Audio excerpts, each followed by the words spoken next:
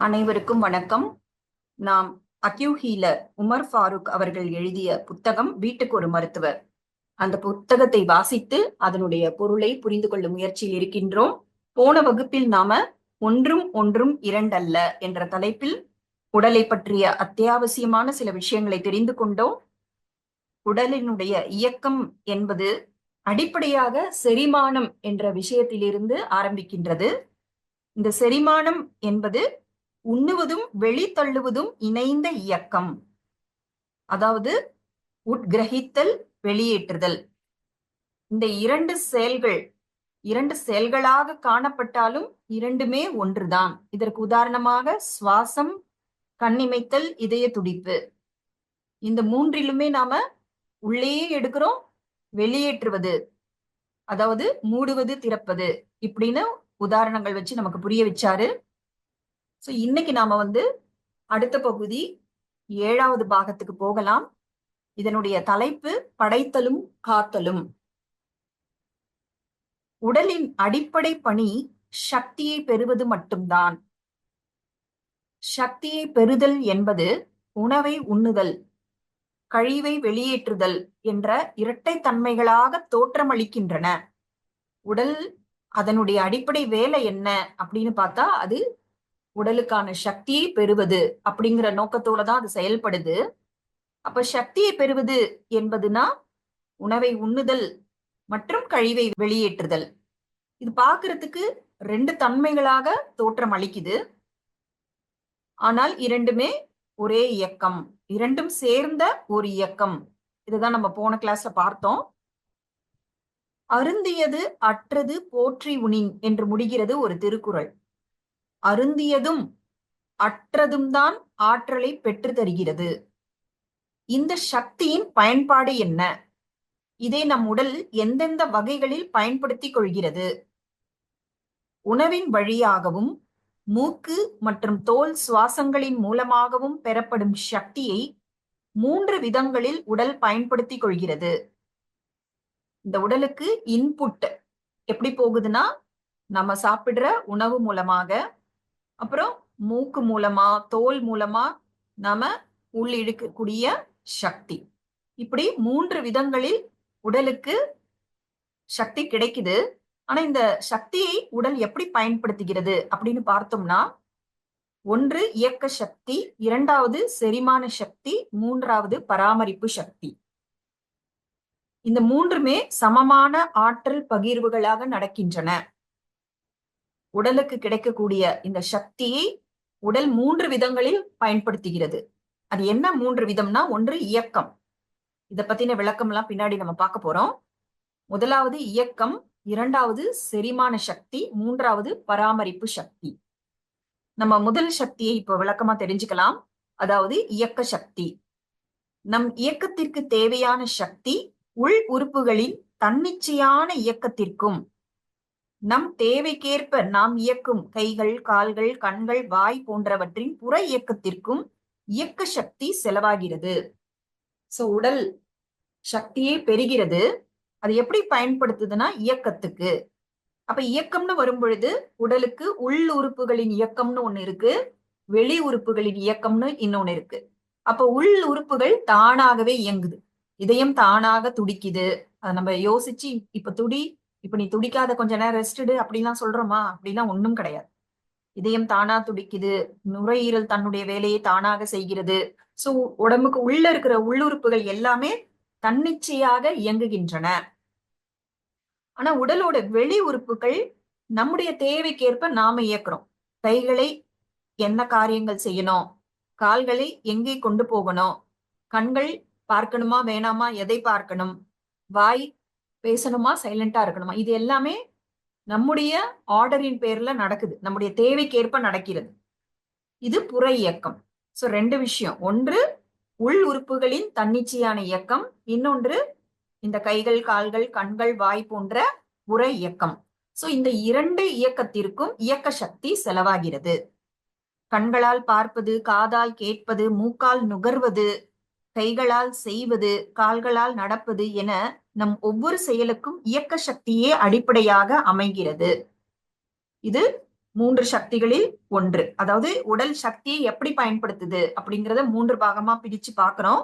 அதுல ஒன்று இயக்க சக்தியை நம்ம பார்த்துட்டோம். இப்ப அடுத்தது செரிமான சக்தி. நாம் உண்ணும் உணவு, சுவாசிக்கும் காற்று இவற்றை செரித்து சக்தியை பிரித்தெடுக்க செரிமான சக்தி அவசியமானது. இந்த செரிமானம் ஒழுங்காக நடைபெறவில்லை என்றால் மொத்த உடலுக்கு தேவையான சக்தி கிடைப்பதில் தடை ஏற்படும். சக்தியின் பிற பணிகளான இயக்கம், எதிர்ப்பு சக்திகளும் செரிமான சக்தியையே நம்பியுள்ளன. உடல் உண்ணுகிற உணவை ஜீரணம் செய்தால்தான் இயக்கமே நடக்கும். நம்ம சரியா சாப்பிடல, இல்ல நாம சாப்பிட்ட சாப்பாடு செரிமானம் ஆகல அப்படின்னா இயக்கம் அப்படிங்கிற ஒரு விஷயமும் நடக்காது. அதே போல நோய் எதிர்ப்பு அதுவும் நடக்க முடியாது. சோ இயக்கம், எதிர்ப்பு சக்திகள் கூட செரிமான சக்தியை தான் நம்பி உள்ளன. அதனால நாம் உண்ணும் உணவு, சுவாசிக்கும் காற்று இவற்றை செரித்து சக்தியை பிரித்தெடுக்க செரிமான சக்தி அவசியமானது. இந்த செரிமான சக்தி மட்டும் ஒழுங்கா நடக்கலன்னா உடலுக்கு தேவையான சக்தி கிடைப்பதில் கூட தடை ஏற்படும். இப்ப இந்த 2வது சக்தி பார்த்துட்டோம். இப்ப 3வது பராமரிப்பு சக்தி. இது உடலை பராமரிக்கும் சக்தி. இயக்க சக்தியும் செரிமான சக்தியும் உடலில் அன்றாட கழிவுகளை தோற்றுவிக்கின்றன. இவற்றை உடலிற்கு துன்பம் தராத வகையில் வெளியேற்றுவதற்கு நோய் எதிர்ப்பு சக்தி உதவுகிறது. சோ நாம சாப்பிடுற உணவு என்பது சக்திகளை உறிஞ்சி எடுத்த பிறகு கழிவுகளாக மாறுகின்றன. ஏன்னா செரிமானம் நடக்குது அப்படின்னா கழிவுகள் கண்டிப்பாக அந்த ரெசிடியூஸ் வரும் இல்லையா? அப்ப அந்த கழிவுகளை வெளியேற்ற வேண்டும். இதற்கு நோய் எதிர்ப்பு சக்தி உதவுகிறது.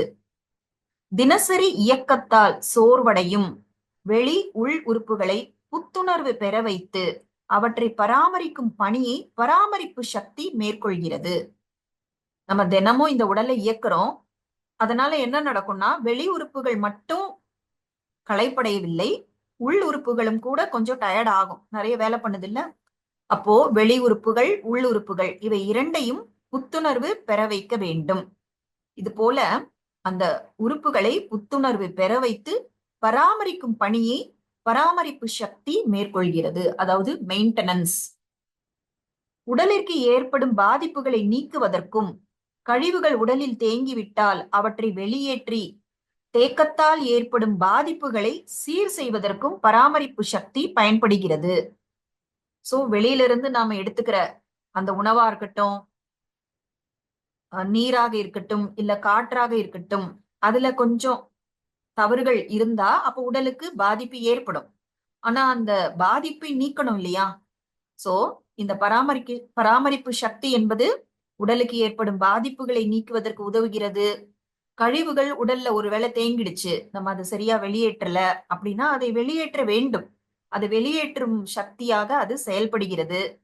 ஒருவேளை சரியா வெளியேறல, நம்ம முன்னாடி கிளாஸ்ல எல்லாம் பார்த்தோம்ல, கழிவுகளை வெளியேற்றுவதற்கு உடல் எடுக்கக்கூடிய நடவடிக்கைகளை நாம தடுத்து நிறுத்தினோம்னா அப்ப உடலுக்கு பாதிப்பு வரும். உடல் உறுப்புகள் பாதிப்பு கொடுக்கும். அப்ப அந்த பாதிப்புகளை கூட உடல் சீர் செய்வதற்கு தயாராக இருக்கிறது. அந்த சீர் செய்வதும் பராமரிப்பு சக்தி எனப்படுகிறது. சோ பராமரிப்பு சக்தி என்னெல்லாம் செய்யுது அப்படிங்கறத நம்ம பார்த்துட்டோம். உடல் தான் உருவாக்குகிற சக்தியை 3 விதங்களில் பயன்படுத்துகிறது. ஒன்று இயக்க சக்தி, 2வது செரிமான சக்தி, 3வது பராமரிப்பு சக்தி. இதுதான் ஆரோக்கியமான உடலின் ஆற்றல் பங்கீடு.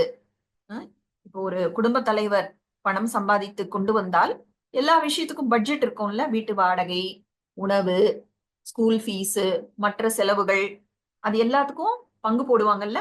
அது போல உடலுக்கு கிடைக்கக்கூடிய ஆற்றலை கூட இயக்க சக்திக்காகவும் செரிமான சக்திக்காகவும் பராமரிப்பு சக்திக்காகவும் இது பங்கீடு செய்கின்றது. இவை சமமான அளவில் நடைபெறுவதே உடல் நலம். பாருங்க, இதான் பேலன்ஸ். ஏதாவது ஒன்று இருக்கு ஒன்று இல்லை அப்படின்லாம் இருந்தா அது ஆரோக்கியம் கிடையாது. சோ இயக்க சக்தி, செரிமான சக்தி, பராமரிப்பு சக்தி, இவை எல்லாமே சமமான அளவில் நடைபெறுவதே உடல் நலம் எனப்படுவது. உடல் நலத்துக்கு ஒரு புதிய டெபினிஷன் நமக்கு கிடைச்சிருக்கு. இதை நம்ம நல்லா ஆழமா சிந்தித்து புரிந்து கொள்ள வேண்டும். இந்த இயல்பான இயக்கம் நடைபெறுவதற்கு உடல் யாருடைய உதவியையும் நாடுவது இல்லை. அது தானே செய்யுது. நாம் பார்க்க, பேச, நடக்க யாராவது உதவி செய்ய வேண்டுமா? இல்லை. நம் இயக்கத்திற்கு யாருடைய துணையும் தேவையில்லை. பசியை, தாகத்தை உடல் அறிவிக்கிறது. நீங்கள் உணவையும் நீரையும் தருகிறீர்கள். இதற்கு யாருடைய உதவியும் உடலிற்கு தேவையில்லை. உணவை ஜீரணித்து சிறுநீரையும் மலத்தையும் நீக்குகிறது. காற்றை தானாகவே சுவாசித்து அசுத்த காற்றை வெளியேற்றுகிறது. இந்த இயல்பான நடவடிக்கைகளைப் போலத்தான் சீர்கேடு அடைந்துள்ள உள்ளுறுப்புகளை புதுப்பிப்பதும் தன்னைத்தானே கட்டமைத்துக் கொள்ளும் ஆற்றல் உடலிற்கு எப்பொழுதுமே உண்டு. நம்ம இயங்குறதுக்கு யாருடைய உதவியும் தேவையில்லை, அது தானாகவே உடல் செய்யுது. அதே போல நாம சாப்பிடணும், நம்ம தண்ணீர் குடிக்கணும் அப்படிங்கிற அறிவிப்பை உடல் கொடுக்குது. பசியாகவும் தாகமாகவும் உடல் அறிவிக்கிறது. அப்ப அந்த அறிவிப்பை பார்த்த உடனே நாம அதற்கு வேண்டிய உணவு, அதற்கு வேண்டிய தண்ணீர் எல்லாம் கொடுத்துடுறோம். இப்ப அதை ஜீரணிக்குது இல்லையா? இதற்கும் யாருடைய உதவியும் உடலுக்கு தேவையில்லை, அது தானாகவே அது செய்யுது. அதே போல ஜீரணித்த பிறகு அந்த கழிவு சிறுநீராகவும் மலமாகவும் வெளியேறுகிறது. இதற்கும் யாருடைய உதவியும் அதுக்கு தேவையில்லை, அது தானாகவே செய்யுது. இப்ப இதெல்லாம் தானாகவே செய்கிறது அப்படிங்கறத நம்மால புரிஞ்சுக்கவும் முடியுது, ஏத்துக்கவும் முடியுது. அப்போ நாம புரிந்து கொள்ளாத, ஏற்றுக்கொள்ளாத இன்னொரு விஷயம் இருக்கு. அதுதான், ஒருவேளை உடல் சீர்கேடு அடைந்துள்ளது, உள்ளுறுப்புகள் சீர்கேடு அடைந்துள்ளது அப்படின்னா அதை சரி செய்வதும் உடலுக்கு தானாகவே செய்ய முடியும். உள்ளுறுப்புகளை புதுப்பிக்கக்கூடிய, சீர்கேட்டை சரி செய்யக்கூடிய, தன்னைத்தானே கட்டமைத்துக் கொள்ளும் ஆற்றல் உடலிற்கு எப்பொழுதுமே உண்டு. ஒரு மோட்டார் பைக்கை நாம் பெட்ரோல் என்ற உணவை கொடுத்து பயன்படுத்துகிறோம். பைக்கின் இயக்கத்தில் பெட்ரோல் எரிக்கப்பட்டு சக்தி பெறப்படுகிறது. கழிவுகளை புகையாக வெளித்தள்ளுகிறது. இதே வேலையை தொடர்ந்து செய்யும் பொழுது புகைக்கரியின் அடைப்பும் வடிகட்டி இயக்கமும் மெல்ல மெல்ல பாதிப்படைகிறது. இதை சர்வீஸ் மூலம் சரி செய்து கொள்ள வேண்டியிருக்கிறது. இப்ப பைக் வச்சிருக்கவங்க, வண்டி ஓட்டுறவங்க எல்லாருக்குமே இது தெரியும். ஃபியூவல் போட்டாதான் பைக் ஓடும். ஆனா அது புகையாகவும் கழிவுகளை வெளியே தள்ளுது இல்ல. ஒரு பெட்ரோல் போட்டுட்டோம், அந்த பெட்ரோலோட ஆற்றலை எடுத்துக்கொண்டு அந்த வண்டி இயங்குகிறது. அப்போ அதுல கழிவு தான் அது புகையா வெளியே தள்ளுது. இப்ப இந்த வேலையை அது தொடர்ந்து செய்யுது இல்லையா? வண்டி ஓட்டுறதுங்கிறது இயக்கம், கழிவுகளை வெளித்தள்ளுது. அப்போ இந்த வேலைகளை அது செய்யும் பொழுது அந்த புகை கரி அடைப்பாக ஏற்படுகிறது. இந்த வார்த்தைகள்லாம் வண்டி ஓட்டுறவங்க சொல்லுவாங்க இல்லையா? இது தவிர அந்த ஃபில்டர், அந்த வடிகட்டின்னு சொல்றாங்கல்ல, இந்த இயக்கம் இதெல்லாம் மெல்ல மெல்ல பாதிப்படைகிறது. அப்பதான் என்ன சொல்றோம்? வண்டியை சர்வீஸ்க்கு விடணும், மெயின்டெனன்ஸ்க்கு போயிருக்கு அப்படின்னு சொல்லுவாங்க இல்லையா?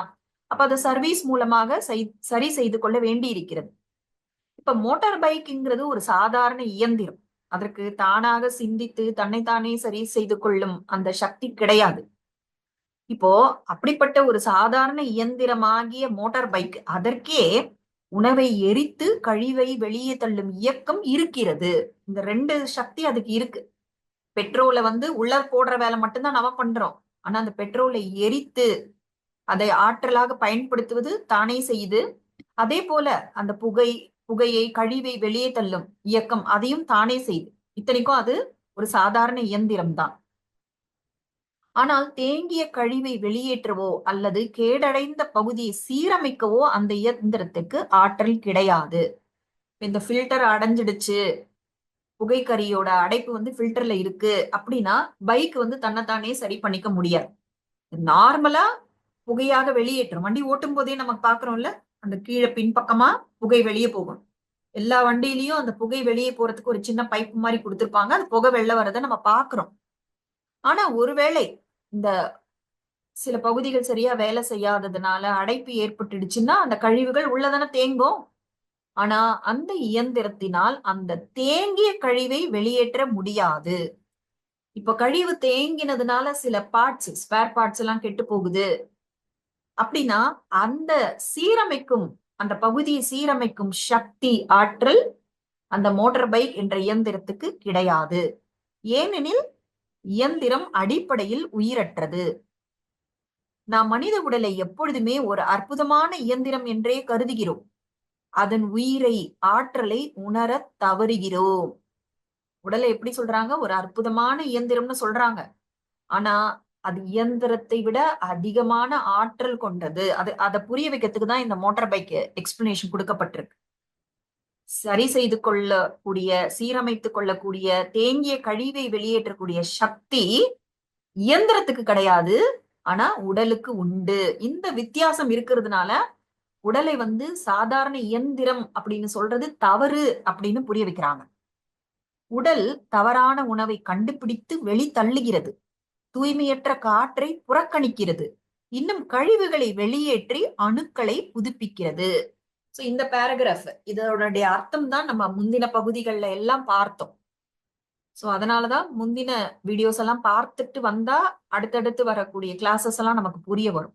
இதெல்லாம் நல்லா டீட்டெயில்டா நமக்கு சொல்லிட்டாங்க. சரி, ஒரு உடலின் பணி என்பது இவ்வளவுதானா? இல்லை. நாம் செய்யும் விதி மீறல்களால் ஏற்படும் கேடுகளை அகற்றி உடலிற்கு மீண்டும் புத்துணர்வு அளிக்கிறது. நாம கவனிக்க தவறிய ஒரு விஷயத்தை தான் இங்க எக்ஸ்பிளைன் பண்றாங்க. நாம செய்யக்கூடிய விதி மீறல்கள் என்ன? விதி மீறல்கள், பசிக்காம சாப்பிடுறது, இல்ல பசி இருக்கும் பொழுது சாப்பிடாம இருக்கிறது, தாகம் ஏற்படும் பொழுது தண்ணீரை குடிக்காமல் இருப்பது, தாகம் இல்லாமலேயே நிறைய தண்ணீரை குடிப்பது, இதை தவிர தவறான உணவுகளை எடுத்துக்கொள்வது, இதெல்லாம் இருக்குல்ல. சோ இந்த நாம் செய்யும் விதி மீறல்களால் உடலுக்கு கேடுகள் ஏற்படுகின்றன. அந்த கேடுகளை அகற்றி உடலிற்கு மீண்டும் புத்துணர்வு அளிக்கிறது. ஒரு சிறிய கத்தியால் நம் விரலை கீறிக்கொள்கிறோம், ரத்தம் பெருக்கெடுத்து உடலில் இருந்து அனைத்தும் வெளியேறி விடுகிறதா? இது எல்லாம் நமக்கு தெரிந்த ஒரு விஷயம்தான். நம்ம காய் நறுக்கும் பொழுது, பழம் நறுக்கும் பொழுது கத்தி பட்டு கை கட் பண்ணிடுறோம், அப்ப ரத்தம் வருது. சரி, ரத்தம் வருது, ஆனா உடம்புல இருக்க எல்லா ரத்தமும் வெளியே போயிடுதா? ஒரு டேங்க் ஒரு டேப் போட்டு பிக்ஸ் பண்ணிருக்காங்க. இந்த டேப்பை திறந்து விட்டாங்கன்னா டேங்க்ல இருக்க அத்தனை தண்ணியும் வெளியேறும். அது போல இப்ப இந்த உடல்ல ஏற்பட்ட ஒரு பிளவு, ஒரு காயம், ரத்தமும் வெளியேறுது. ஆனா உடல்ல இருக்க மொத்த ரத்தமும் வெளியேறுதா? இல்லை. 1-2 நிமிடங்களில் இரத்த உறைவை ஏற்படுத்தி தனக்கு தேவையான ரத்தத்தை வெளியேற விடாமல் தானே தடுத்துக் கொள்கிறது. பாருங்க, கை விரல் கட் ஆகுது, ரத்தம் வெளியே போகுது. ஆனா என்ன நடக்குதுன்னா 1-2 நிமிஷத்துக்குள்ளேயே ரத்த உறைவு ஏற்படுது. ரத்தம் கட்டிக்கிச்சுன்னு சொல்றோம்ல, ரத்த உறைவை ஏற்படுத்தி தனக்கு தேவையான ரத்தத்தை வெளியேற விடாமல் தானே தடுத்துக் கொள்கிறது. நீ லிக்விடா இருந்தா தானே வெளியே போவ, நான் உன்னை உறைய வச்சிடுறேன், அப்ப எப்படி வெளில போவ? அப்படிங்கிற அந்த விஷயத்தை உடல் தனக்கு தானே செய்கிறது. எப்போதுமே உடல் கழிவுகளை வெளியேற்றுமே தவிர தேவையான ஓர் அணுவையும் வெளியேற்றாது. கழிவுகளை தான் வெளியேற்றுமே தவிர உடலுக்கு தேவையான விஷயம், அது ஒரு சின்ன அணு அளவு இருந்தா கூட அது விடாதான். அது தான் அந்த புத்தி, அந்த அந்த இன்டெலிஜென்ஸ், அந்த அறிவு உடலுக்கு இருக்கு. மறுபடியும் படிக்கிறேன். எப்போதுமே உடல் கழிவுகளை வெளியேற்றுமே தவிர தேவையான ஒரு அணுவை கூட வெளியேற்றாது. ஏற்கனவே நாம் பார்த்த தும்மலும் வாந்தியும் வயிற்றுப்போக்கும் எதை உணர்த்துகின்றன? உடல் கழிவுகளை வெளியேற்றும் என்பதை. இரத்த உறைவின் மூலம் உடல் எதை தெரிவிக்கிறது? உடல் கழிவுகளை மட்டுமே வெளியேற்றும் என்பதை நாம் புரிந்து கொள்கிறோம். அப்படியானால் இன்று நாம் விதவிதமான நோய்களுக்கு ஆட்பட்டு துன்பம் அனுபவிக்கிறோமே, எதனால்? அவற்றுக்கு உடல் காரணமல்ல என்பதை ஏற்கனவே தெளிந்துள்ளோம். நான் போன கிளாஸ்ல எல்லாம் அதை தான் நம்ம பார்த்துட்டு வந்தோம். தேரான் தெளிவும் தெளிந்தான்கண் ஐயுறவும் தீரா இடும்பை தரும் என்கிறது குறள். நாம் கற்று தெளிந்த, உணர்ந்து தெளிந்த ஒன்றை சந்தேகிப்பது தீராத கஷ்டங்களை தரும் என்பது இதன் பொருள். ஒரு விஷயம் நமக்கு தெரியுது, நம்ம கத்துக்கிட்டோம், உணர்ந்துட்டோம், அதுக்கப்புறமும் அதை சந்தேகிக்கிறது அப்படின்னா என்ன நடக்கும்னா தீராத கஷ்டங்களை தரும். தேரான் தெளிவும் தெளிந்தான்கண் ஐயுறவும் தீரா இடும்பை தரும். நாம் கற்று தெளிந்த, உணர்ந்து தெளிந்த ஒன்றை சந்தேகிப்பது என்பது தீராத கஷ்டங்களை தரும் என்பது இதன் பொருள். சந்தேகத்தின் பலனை நாம் அறுவடை செய்து கொண்டிருக்கின்றோம். இப்பொழுது விதவிதமான நோய்கள் வருதில்ல, இதற்கெல்லாம் காரணம் நமக்கு தெரிஞ்ச விஷயத்த கூட நம்ம சந்தேகப்பட்டு அதை விதிமீறல்களை செய்து கொண்டே இருக்கிறோம். உடலோட தனக்குத்தானே செய்யக்கூடிய சில இயக்கங்களை நாம தடுக்கிறோம். அப்ப நமக்கு துன்பம் தானே வர முடியும் அப்படின்னு சொல்லி இந்த பகுதியை முடிக்கிறாரு. இப்ப இந்த கிளாஸ்ல கூட நம்ம என்னெல்லாம் பார்த்தோமோ அதற்கெல்லாம் கூட விளக்கம் பின்னாடி வரக்கூடிய பகுதிகளில் நமக்கு கிடைக்கும்.